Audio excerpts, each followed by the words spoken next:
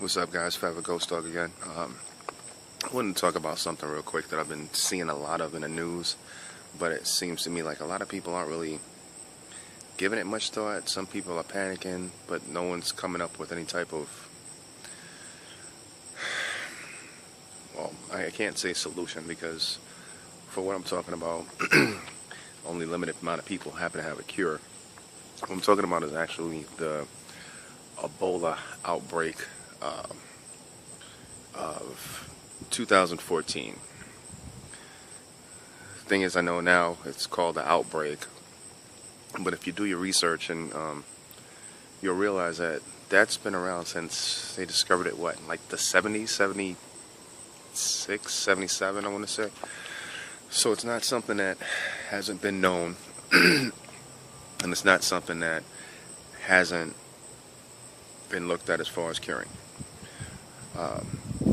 Now, just recently, everyone's aware that the two Americans were brought back to the States and given an experimental Ebola cure. And then, not that long after, they were actually able to be released. Good for them. Thing is, that worries me, we don't have much more of the cure. And I kind of find it funny that we had enough for two people, but we don't have enough for everyone else. I don't know.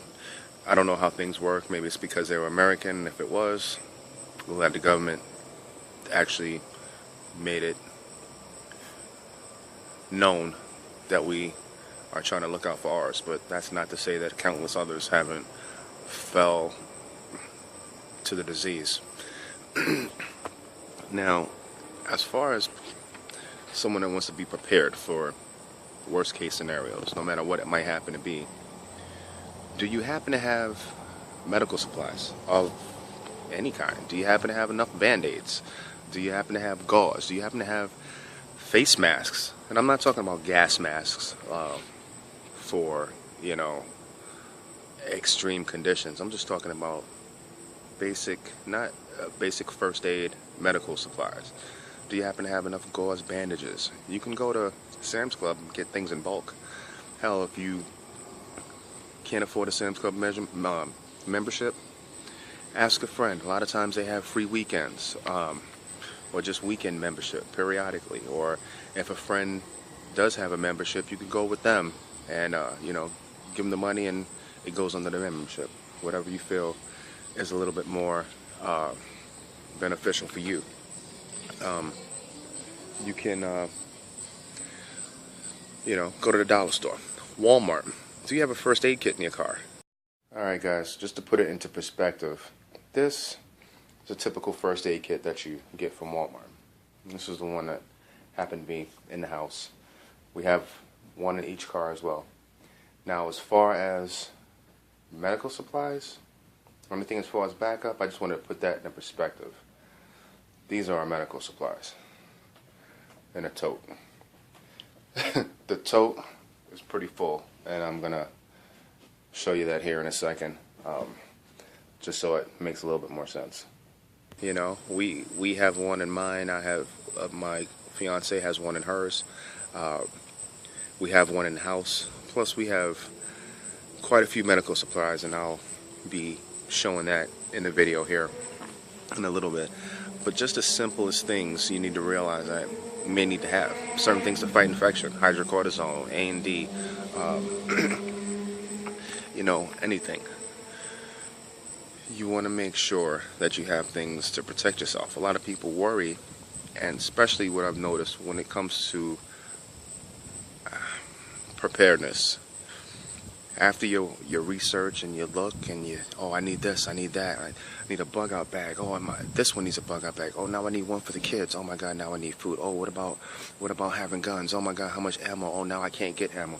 You get so fucking overwhelmed with not knowing where to start first, what to do, how much money you'll need, what the hell's going on. Just take your time. Everything takes time.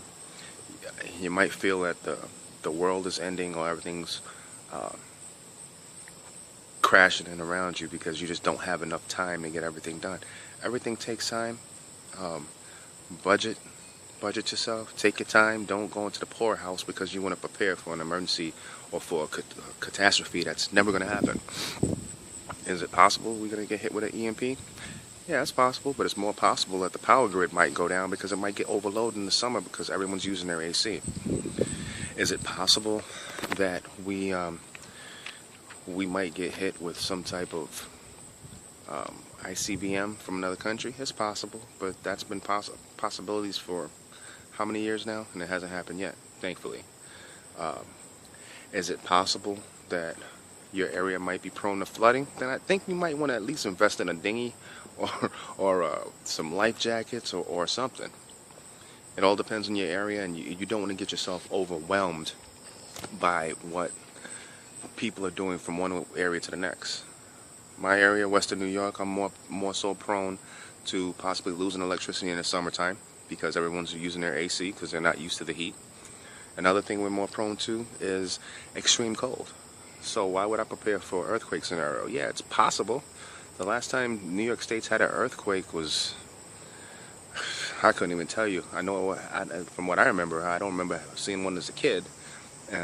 So why would I prepare and reinforce my home for something that might be not really worth it for me? You want to make sure you do everything for your area first and then branch out. And that's what I kind of noticed with me, myself included. In the beginning, I got so overwhelmed.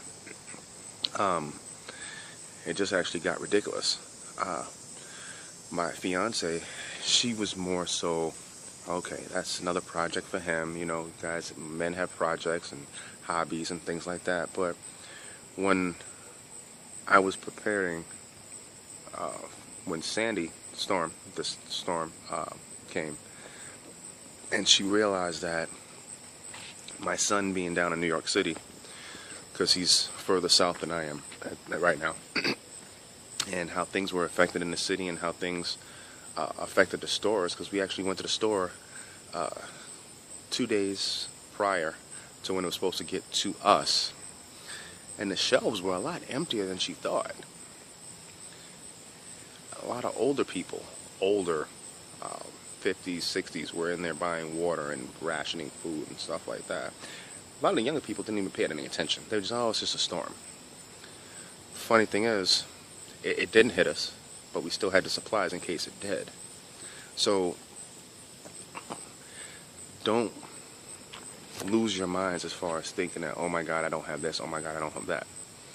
If you have a rifle, get ammo for it.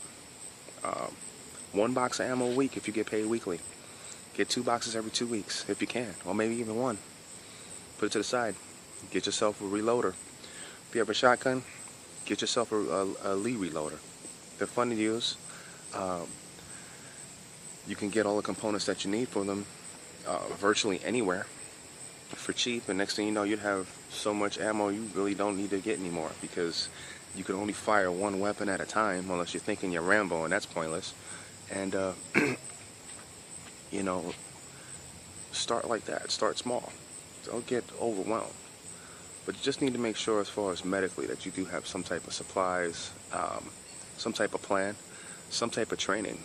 Hey guys, now this is just some of the things that I was able to get out the backup kit. Between gauze rolls, more gauze pads, sanitizer, Cipricol, masks, Band-Aids. As you can tell, you can get that from Walmart or Rite Aid. Gauze rolls, Epsom salts. That's something you definitely want to make sure you look at having, especially if your stomach's killing you or your muscles are killing you. Dual purpose is the way to go. Pretty cheap. I think we got that at Walmart. Alcohol, rubbing alcohol, isopropyl alcohol. So if we ever have to use it for a penny stove, you have your isopropyl alcohol right there. Allergy tabs, you know, heartburn, sore throat, more pads, another mini first aid kit, ibuprofen. Can you tell we like getting things in bulk? Neosporin. Another big thing too. Forgot to show the men's vitamins too, but between the echinacea, as you can tell, 4 bottles of those by itself, iron pills, there's men's and women's and kids vitamin chewables as well, because you know how some kids just don't like swallowing vitamins, but they always taste good when they had the Flintstones on them. Yeah, well, you know what I mean. Red Cross always holds training sessions.